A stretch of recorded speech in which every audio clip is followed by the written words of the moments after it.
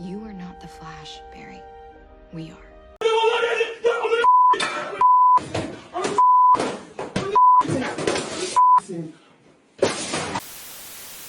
Okay, first things first, I've been sick all week and my throat has been killing me. So please forgive me, and if my voice sounds different meanwhile I'm recording this, I'm just trying to power through this. Also, this channel has been getting a ton of views and subscribers lately.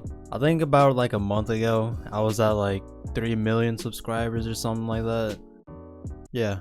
That sounds about right. All jokes aside, it's actually crazy the amount of traffic that my channel has been getting, and I'm trying to stay on that weekly upload schedule, but like I said last week, my allergies got the best of me. Okay, now let's talk about the CW's Flash, and exactly where did the CW's Flash go wrong. Now yes, I know this TV show concluded a long time ago, and I was going to review this show, but I could not finish all 9 seasons of this. There's just way too much shit, and all that Crisis on Infinite Earth stuff, the Arrow, Supergirl, Superman, and the Legends of Tomorrow. It's just too much, and I don't know a single person that could finish all that stuff without blowing their brains out. By the way, just a quick FYI, if you wanted to watch the Arrowverse as a whole, it would take you 916 hours or 38 days to watch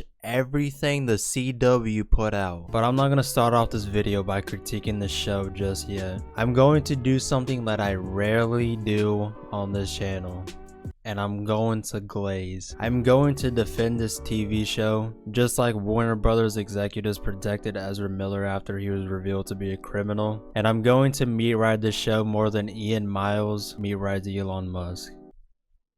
Alright, you get the point. Now for the CW show, there was a lot that I liked in this show. First, and the most obvious one, I think we can all agree that Grant Gustin is probably the best live action Barry Allen that we have seen. I mean, not to undercut him, but that wasn't really a high bar.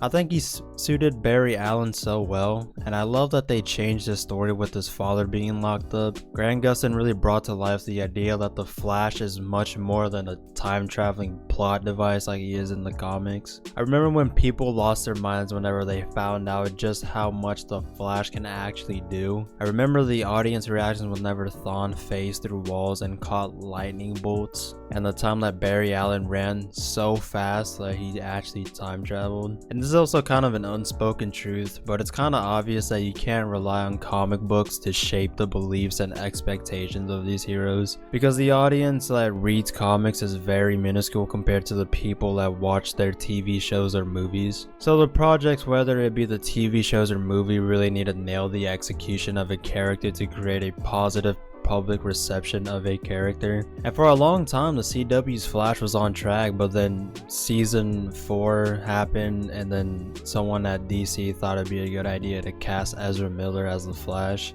You seem very nice also. Oh my God! Now I'm going to talk only about Grant Gustin's Flash, only because he's the only Flash where I have a lot of positive things to say about. Now the premise of the show is pretty good, but it's kind of hard to understand, and there's a lot of plot holes that appear in the beginning of the show and like keep going the further you go into the TV show. So the premise of the first season, or specifically the first episode, is that the original Barry Allen and Eobard Thawne were, you know, the textbook definition of it's on site. To say these two fought like cats and dogs would be an insult to cats and dogs. I'm not even kidding. These two fucking hate each other. And like I said, the original Barry and Thawne, I say the original because you're not following the story of the original Barry Allen, you're following the story of a different Barry. So for the sake of confusion, I'm going to refer to them as Barry 1 and Barry 2. Barry 1 being the original and Barry 2 being the one that you follow throughout the TV show. Now Barry 1 and Thawne, like Thawne says later in the TV show, that this was one of their craziest fights, if not the craziest. But it's during that fight when Thawne gets the idea to kill the younger version of Barry. But that younger Barry is actually Barry 2, not the original Flash. And Barry 1 gets his younger self, Barry 2, out of the hands of Thawne, so Barry, doesn't die. But then Thawne gets the idea to kill the mother of Barry Allen. So he kills the mother of Barry Allen. Now the original Flash, Barry 1, grew up with his mother. He did not experience his mother dying, he just became the Flash. And in doing so, Barry 1, for whatever reason, disappears. Barry 1 literally just evaporates or whatever. This is the first plot hole of the TV show, and it literally just fucking started. And also to give backstory to Eobard Thawne, or Professor Zoom, or the Man in Yellow as they refer to him during this TV show. This guy is from Barry 1's timeline, but Thawne is from the 25th century, whereas Barry is from our present time, or at the time of the pilot, 2014. And the reasons why Thawne hates Barry so much is pretty fucking petty. I'm not even going to say it because it's actually so petty and makes no sense. Back to Thawne. He kills the mother of Barry, and in doing so, Thawne loses his powers because the only reason why Thawne became a speedster was because of Barry Allen becoming the Flash. But in doing so, Thawne created a huge problem that he just didn't foresee. And the problem is that he just erased Barry Allen from becoming the Flash. But the problem that Thawne just didn't recognize or just didn't plan out for is that in getting rid of the future where Barry 2 becomes the Flash, then that means that Eobard Thawne would just never become the Flash. The whole reason why Eobard Thawne even became the Flash is because he looked up to Barry Allen. He looked up to Barry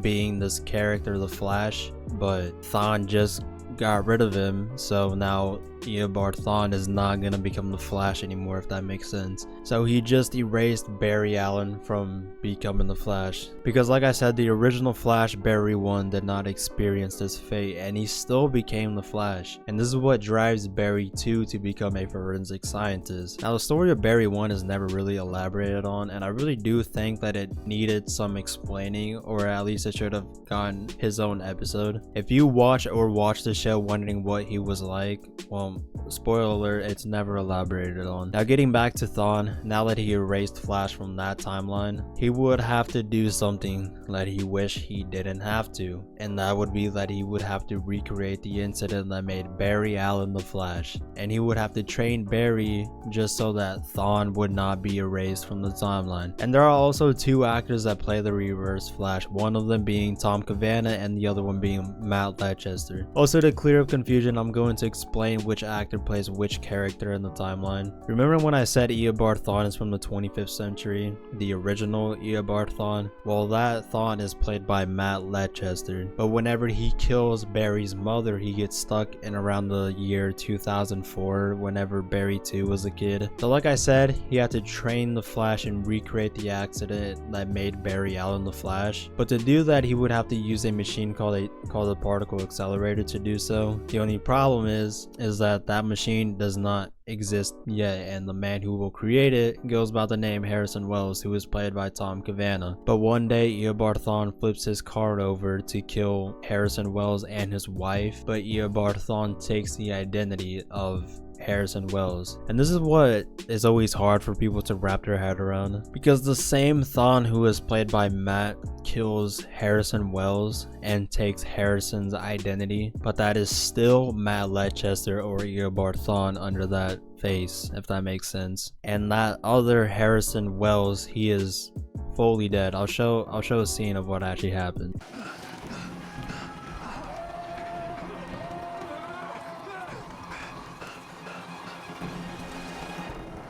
And then one day Barry Allen, or Barry 2, is in his lab, and then all of a sudden Barry 2 gets struck by lightning. Then Barry wakes up and realizes his body is not behaving like it should be, and he just came out of a 9-month coma, and he literally just stands up and just walks out. I understand for the sake of a fucking TV show, like they're not gonna show him in recovery or whatever, but that doesn't really fucking make any sense. I'm sorry. To get back on subject, his body is not acting like it should be. His heart is beating insanely fast. He is actually moving so fast that everything around him looks to be moving so slow. And he's actually moving so fast that he starts burning holes in his clothes or burning his clothes off completely. And this is where one of my pet peeves comes into play. I understand, right, if hypothetically you were to receive the powers of Hermes, you will need to have something covering your eyes and mouth, or you will keep swallowing bugs. It just looks fucking dumb, right? It never looks right. Just don't do it. This is also the good time to mention that since Eobard Thawne kills Barry's mother, his father was wrongfully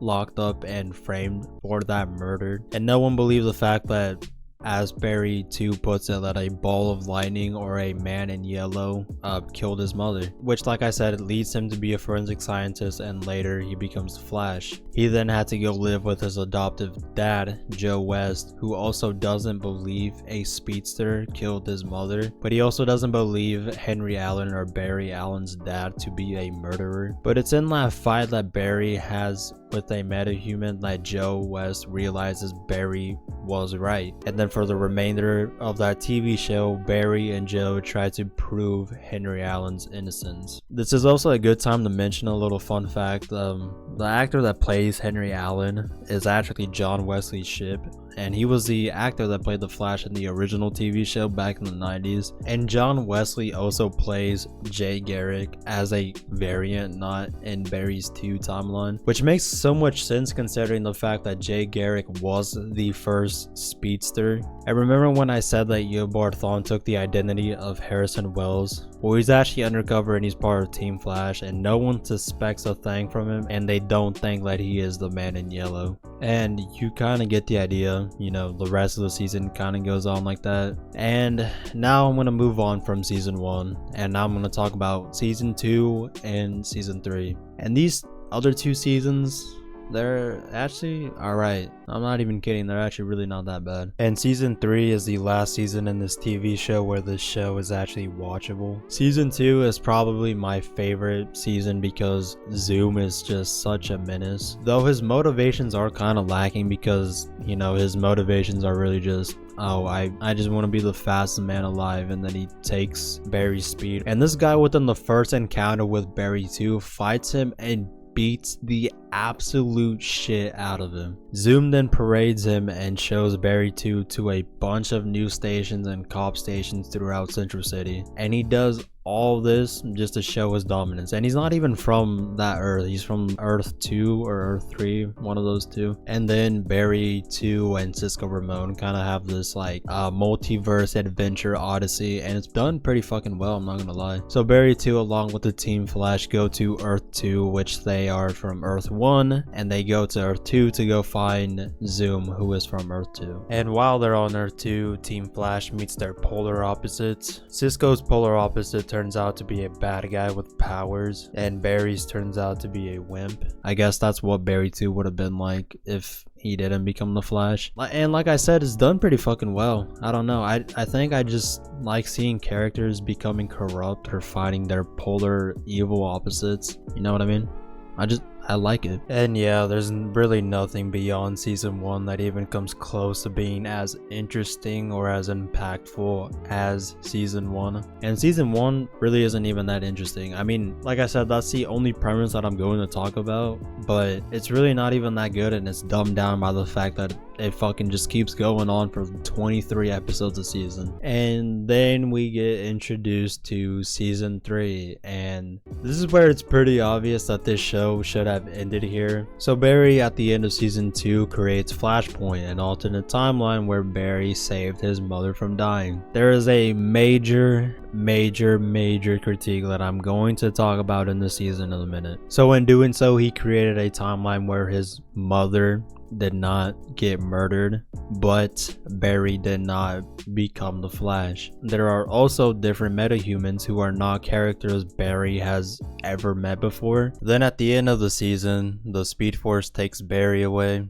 and there's a living embodiment of the Speed Force. Barry isn't going to hell, but like all runners must eventually, he's reached his finish line. His race is over. Brother, what's that? But the metahumans who were alive are shown the reality that they were supposed to have, and this reality goes back to the Flashpoint that Barry created where he saved his mother. And this character Alchemy is showing these other metahumans that are not metahumans anymore, the alternate reality where Barry saved his mother and they were metahumans. But Alchemy doesn't just show them this alternate reality, Alchemy actually gives them their powers. It is in this moment that we are introduced to a speedster named Savitar. And as Jay Garrick explains, this was the first man ever given super speed. And this character turns out to be Barry Allen, who is not Barry 1 that disappeared from earlier. And honestly, it's a pretty good fucking plot. But I think it's in this season where Barry Allen understands that he needs to live in a universe where his mother, you know, unfortunately passed away. And as messed up as it sounds, he has to live in a universe where his mother has to stay dead. And then he assures his mother that him and his dad are okay, and it's pretty heartwarming. I'm pretty sure this happened in season 2, but like I said, I'm all over the place. To tell you that I'm okay. Dad and I are both okay. Oh my god, are you crying? No, it's just raining. Honestly, it's probably one of the saddest moments that you'll ever see in a superhero project. But then Barry saves her again in season 3. And it's so fucking stupid. Yeah, all that shit he learned, he just throws out the window again. And now that brings me to the criticism portion of the video. And oh boy, I know there's a lot of people that like this show just a little bit too much. So I'm just going to tell you right now, if you're a diehard fan of The Flash or this TV show, and you've never been offended by my videos, believe me, you are going to be offended by my opinions. Now, the first thing I'm going to talk about are the characters, and I really do appreciate that they never showed Barry Allen killing people, but I fucking hate this Barry Allen. And before anyone says anything in the comments, let me clarify. I don't hate Grant Gustin. I just hate this version of Barry Allen and the Flash. He is such a petty little bitch and I fucking hate him. He never grows as a character and he keeps relearning the same shit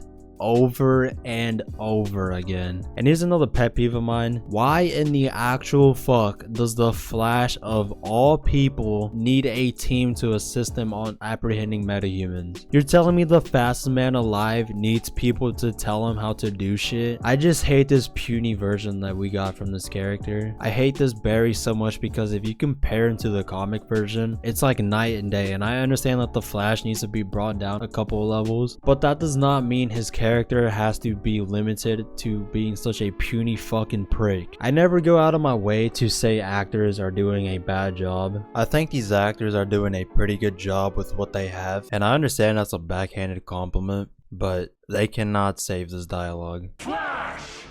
That was nuts! You do like to party!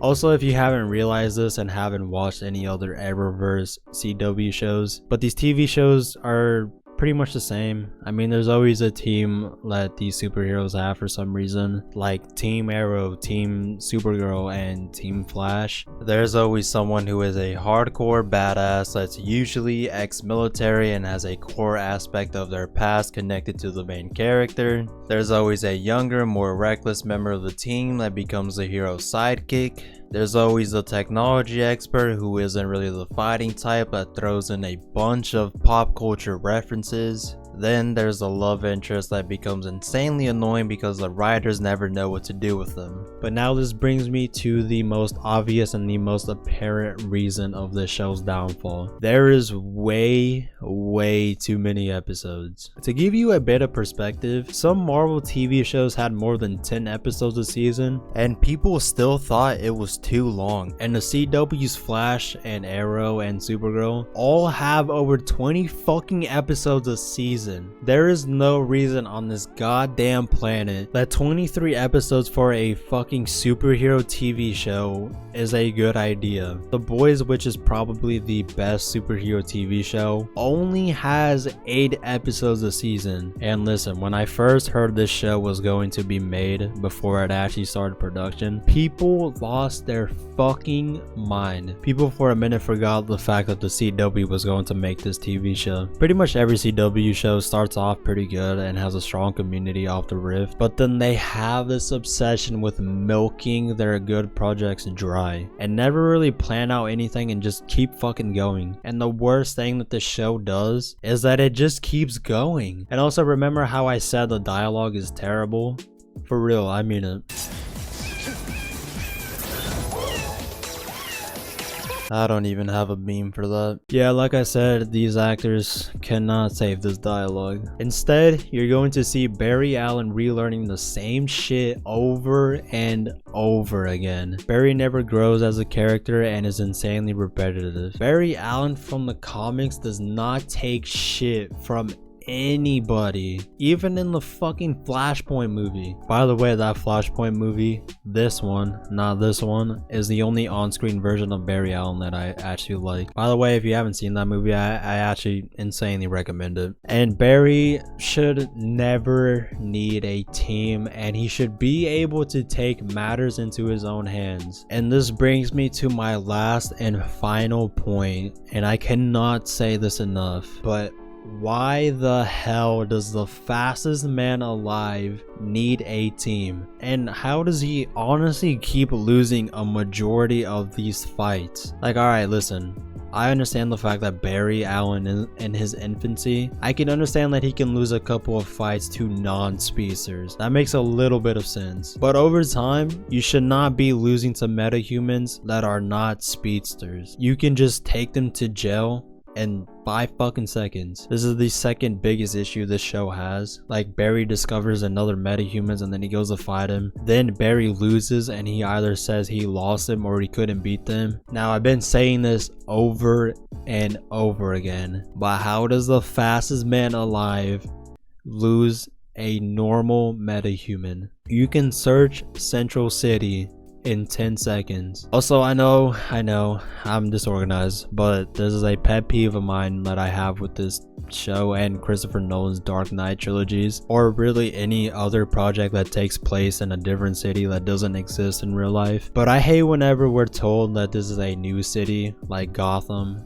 but then you see Gotham and it's just fucking Chicago. Then you see Central City and it's just a mix of Vancouver, Canada, and Portland. Also, before anyone says this, I understand this show has a low budget, and people would say, oh, well, of course this show isn't gonna be good. And to that I say, here are a list of other projects that had a lower budget and still had better ratings. You ready? Alright, first one. La Casa de Papel or Money Heist, Squid Games, Season 1 of Stranger Things, True Detective, Banshee, Misfits, Breaking Bad, Jessica Jones, the first 5 seasons of The Walking Dead, Narcos, and yeah, you get the point. I understand, yes, your budget can limit what you can do in a TV show, especially a superhero project, but you should probably not have 23 episodes. That way you can have a bigger budget. Anyway, to get back on point, the main character, Barry Allen, just keeps relearning the same things over and over and over. Like I said, he finds the villains, he gets his ass beat, and then his team tells him some pep talks, and then they say, run, Barry, run. And then he goes to fight them again, and he wins. And if you think I'm lying, just look at this. Do this now. Run, Barry, run!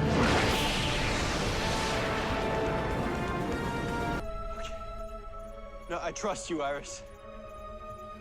Then run, Barry. Run.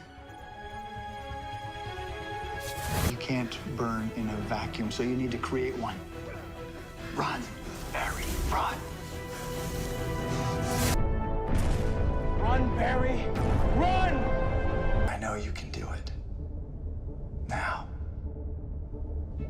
Run, Barry. Run. What is that supposed to mean? It means run, Barry. Run toward with love. Run, Barry. Run.